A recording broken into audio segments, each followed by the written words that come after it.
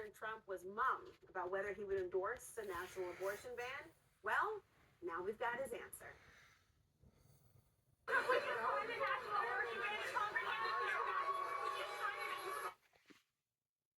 what about the Arizona Civil War era abortion ruling? Does the former president think the state Supreme Court went too far?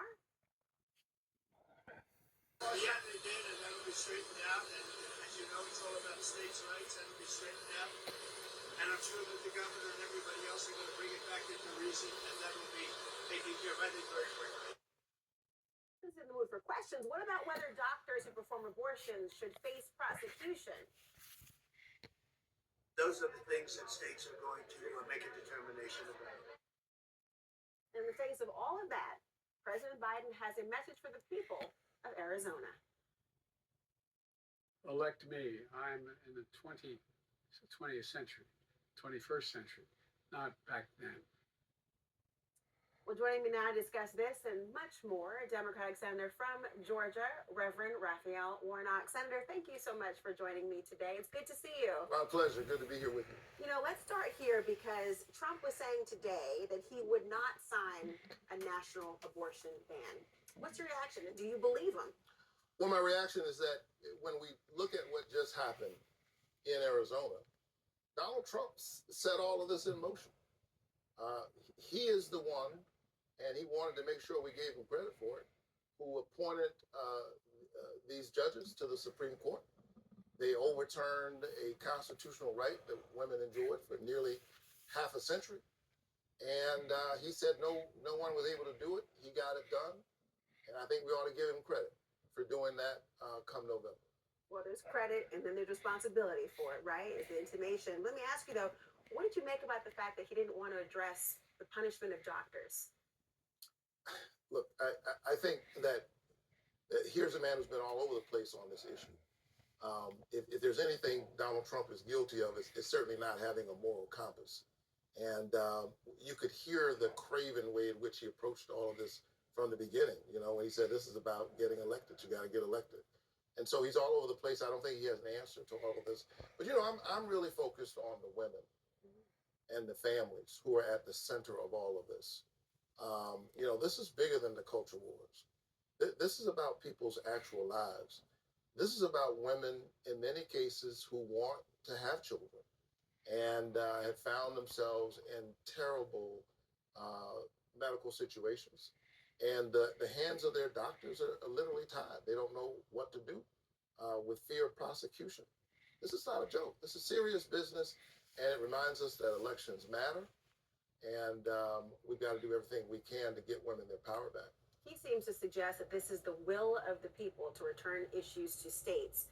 I wonder if you have concerns as a senator about the insecurity that women and others are facing when it's a state-by-state issue. It's a locality by locality in some areas.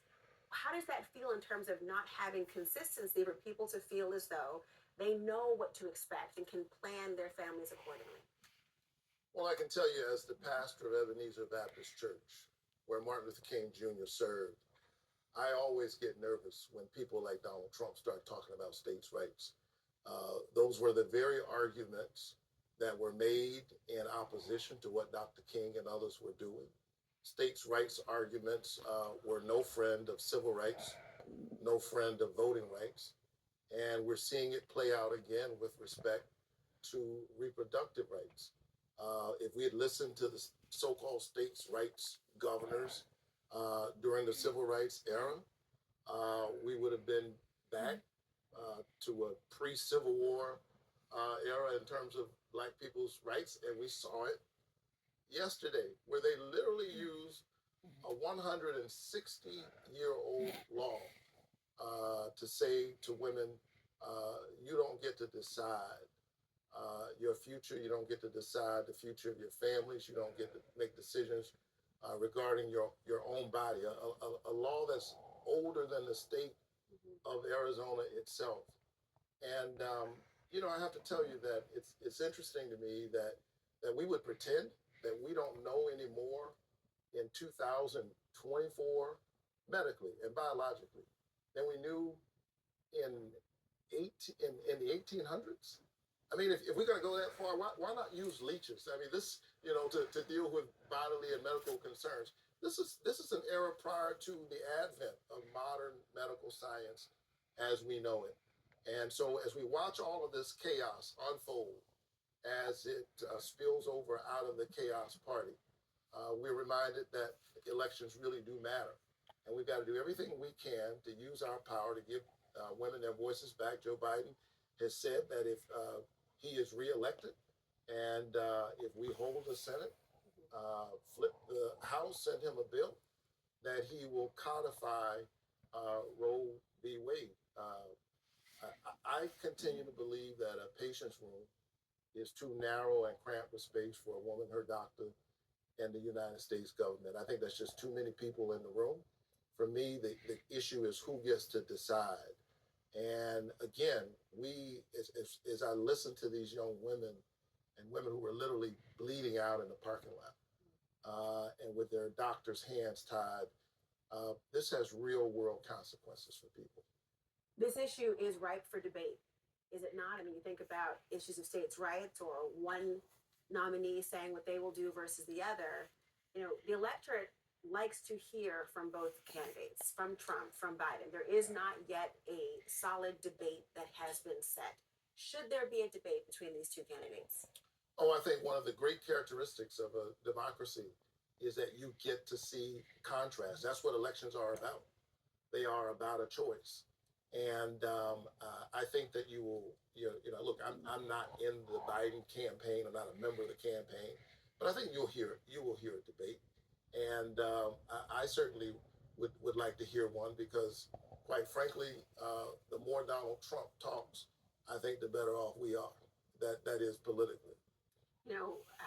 I call you senator, as you should be. I also consider you reverend, as you should be as well. And I know this is a deeply personal issue and deeply personal in terms of how you are guided by your own life. And I can't help but wonder what you have made of the decision of the former president to market the Bible, he wants to now say that November 5th, Election Day, will become Christian Visibility Day.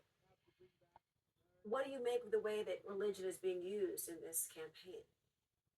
Well, the scripture talks about that too. The folks who cry, Lord, Lord, but their hearts are far away from the God that they proclaim. Listen, I watched the former president put forward the Trump Bible. I don't know what a Trump Bible is. It strikes me as a kind of oxymoron in the worst way.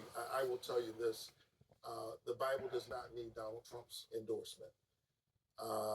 And it's not surprising to see him engage in this kind of behavior. This is the man who's always trying to sell us something. If he's not trying to sell us steaks, he's trying to sell us ugly sneakers, in my opinion. If he's not trying to sell us sneakers, he's trying to sell us the scripture. And in a real sense, he's trying to sell us a bill of goods. I don't think the American people are going to fall for it this time. And what do you make of the fact that he is trying to call November 5th, Election Day, Christian Visibility Day? What do you think that is about? I don't know. You'd have to ask him. But does it trouble you? I am deeply troubled by the weaponization of religion. I don't use my faith as a weapon. I use it as a bridge. And I think that we are in these intense culture wars in our country where faith just becomes one more tool in the arsenal for some people. And I think that's quite unfortunate because for me, making my faith visible is about feeding the hungry. It is about healing the sick, which is why I've fought so hard to expand Medicaid in Georgia to get us to fully embrace the Affordable Care Act, because I preach every Sunday morning in honor of one who healed the sick, even those with pre-existing conditions. That's what leprosy was, a pre-existing condition. Never billed him for his services. Who said that he came to preach good news to the poor and to set the captives free. I like the words of St. Francis of Assisi, who said, preach the gospel at all times, and when necessary, use words. And so if people want to make their faith visible, show up for your neighbor. I'm a Matthew 25 Christian. I heard the words of Jesus when he said, I was hungry and you fed me. I was in prison and you visited me. And folks ask, well, when were you in prison? When were you sick? When you were hungry? Inasmuch as you've done it unto the least of these, the most marginalized members of the human family, you've done it also unto me. That's how my faith shows up in the public square.